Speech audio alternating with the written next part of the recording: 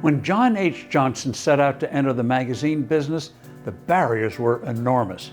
He was an African American in the 1940s. Racism was intense. Black people could rarely get loans. Newsstands refused to carry their publications. Companies refused to advertise in them. But Johnson believed that if you fill a need in a free enterprise system, people will eventually come.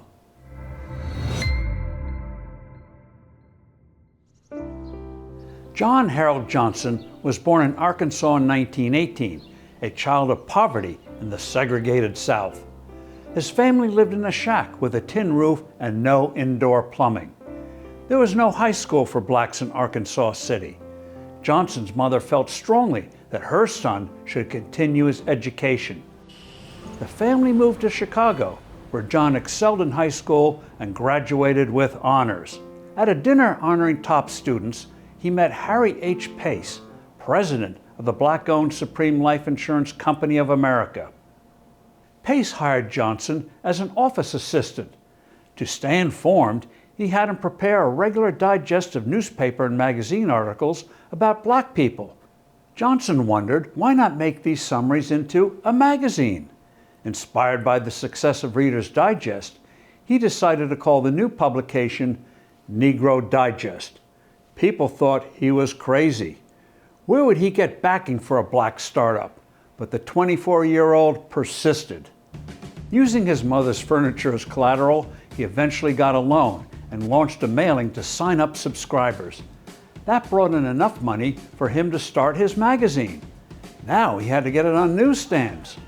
Johnson got friends to clamor for Negro Digest until the demand could no longer be ignored. Within a year, Negro Digest had a circulation of 50,000 paid readers.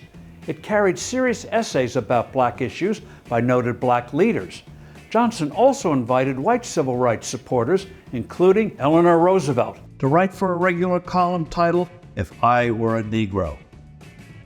The First Lady admitted that if she were black, she would feel great bitterness. In 1945, Johnson launched Ebony, modeled on Life magazine, and copies sold out within hours. But Ebony was costly to produce and needed ads to keep going.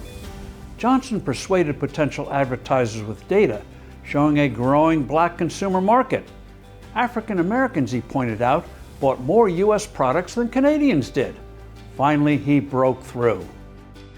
Johnson's various magazines covered upbeat news of black movers and shakers in entertainment, sports, and other fields. Some criticized Ebony for running too many feel-good features. Johnson replied that his audience needed stories of inspiration and hope. His publications were in tune with his readers, and they changed with the times, like in the 1960s, when Ebony and Jet carried powerful features about the struggle for civil rights.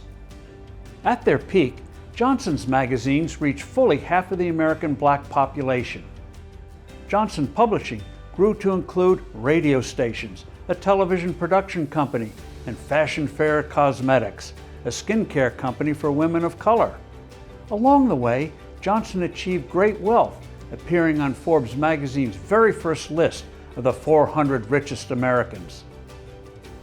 John H. Johnson met the needs of black Americans for news, entertainment, and inspiration. He died in 2005. Unfortunately, his company encountered headwinds faced by other print-based media and has since closed its doors. But its historical legacy remains. The company's vast photographic archives were purchased by a consortium of institutions, including the Smithsonian, that are making them available to the American public. I'm Steve Forbes.